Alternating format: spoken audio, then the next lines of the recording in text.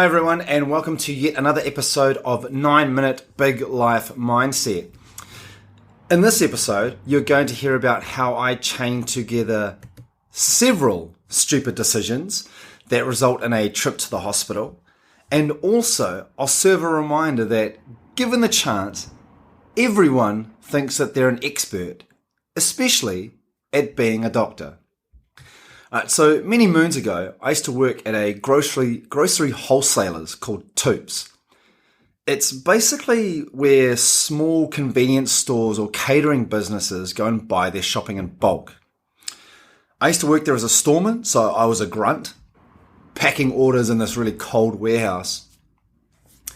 The Toops warehouse was based at the bottom of Ngoranga Gorge in Wellington, and I happen to live in a suburb at the top of the gorge called Newlands, so it's about a 10-minute drive from my place. The gorge itself, though, is the main road in and out of Wellington. In fact, it's State Highway 1, so there's 3 lanes in either direction. If you've ever driven to Wellington, you've probably gone down the road, which is pretty steep. Wikipedia reckons that cyclists are going down there at about 90 kilometers an hour, so you can see that it doesn't take much to build up speed on this hill. One Saturday morning, I've woken up late for work, and because my financial literacy level at the time was nearly non-existent, I was late and broke. Probably enough to catch a bus, but I had a much better option. I had rollerballs. Now, if you've never seen them before, picture rollerblades minus the middle wheels. If you've never seen rollerblades, then Google is your friend. So, armed with my rollerball boots, I make what seems at the time to be the only logical decision. I'm going to rollerball my way down Ngoranga Gorge. This is my first mistake. So I strap myself into them and I set off from home. In about 10 minutes of travelling through the burbs, I reach the top of the gorge. Now, from Newlands, there's an on-ramp so cars can quickly migrate with the rest of the traffic that's heading towards the city. Any other time, and doing that on rollerballs would be a dumb decision. As I get there though, I can see across the other side of the highway, and there's a whole lot of roadworks going on with road cones and dudes walking around in high-coloured vests, that kind of thing. My eyes light up though when I can see what they're doing. They've just put down a fresh coat of tar seal a few hours before, which means that the road is as flat as glass. Perfect. This means that it won't be bumpy and it makes for a much smoother ride. So, I decide to double down on my stupidity by crossing over to the far side of the state highway, avoiding the cars that are heading into the city, and then I get onto that tar-sealed section. Within seconds, I'm patting myself on the back for such good decision-making processes that I'm starting to push myself to go faster and faster. This feeling doesn't last. After 100 or so meters, I'm absolutely flying down the gorge, complete with speed wobbles and there's tears streaming across my face. Not only that though, but I can see the road cones further ahead thin out where the roadworks must finish. As I'm making this mad dash, one of the roadwork guys sees me and he's waving with both arms and he's saying, "No, slow down. Stop." He's recognised, as have I, that soon I'm going to reach the end of the roadworks, which means I'm going to be going straight into the oncoming traffic. Now, I'm not sure why this hadn't occurred to me earlier, but it hadn't. Anyway, I'm waving back to the guy and I'm shouting out, I can't. Enter another mistake. Months before, in my infinite wisdom, I had removed the brakes from both my rollerball boots. because they slowed me down too much. The absolute irony, eh? I'm worried, but I've still got my wits about me. So I stand as tall as I can in an effort to catch as much wind resistance as possible. Now, remember that film Titanic?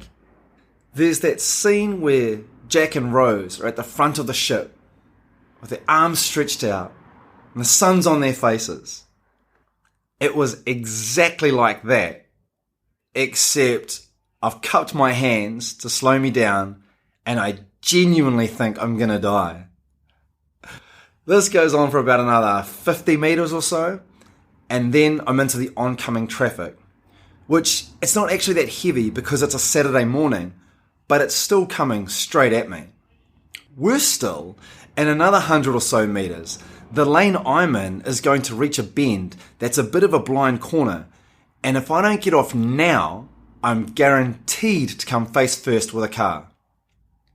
I see this patch of grass off the highway, and it's about halfway between me and the bend, and I decide it's time for evasive action. So, armed with my Titanic pose and my knees knocking, I inch my way sideways in the lane, and about 10 meters before the grass, I jump onto the footpath, stumble, and then crash head over heels a couple of times before I come to a complete stop. I'm winded, I'm shaken up, and my shoulder hurts like hell. I end up staying there for a few minutes and then remember, oh man, I'm still late for work. So I had to scrape myself and what's left of my pride off the ground and continue the journey. And this time I'm going at a much more reserved pace, and funnily enough, on the footpath. When I get to work, I pull a 5-hour shift and I feel miserable the whole time. And I must look like it too because several people ask if I'm okay. I tell them about my shoulder, omitting of course the incident that actually caused it, and then the opinions start coming forth.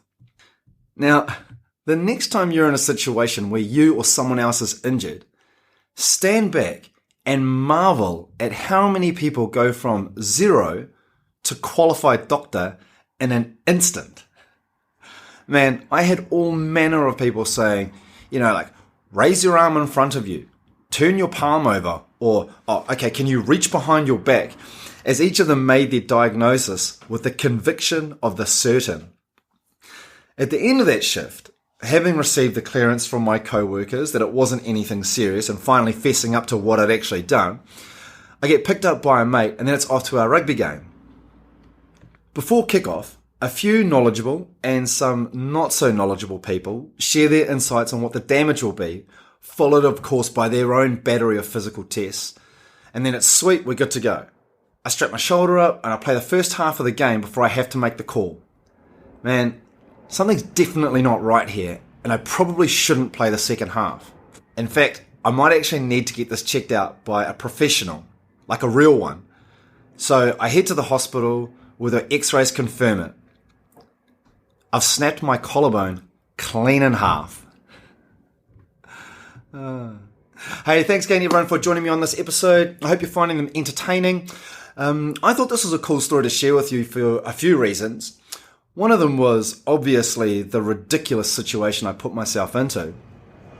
But the other was really because I'm as guilty as anyone for doing that thing that people do, where we go from being a mild-mannered citizen to suddenly becoming this subject matter expert on whatever the topic of the day is.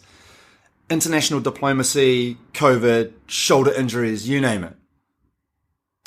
Alright, sweet as. Please remember to share these episodes around if you're enjoying them, and also click follow and subscribe to ensure you're getting the latest. You can also follow me on Instagram at big_life_mindset. That's big_life_mindset. Awesome. See you soon. Peace out.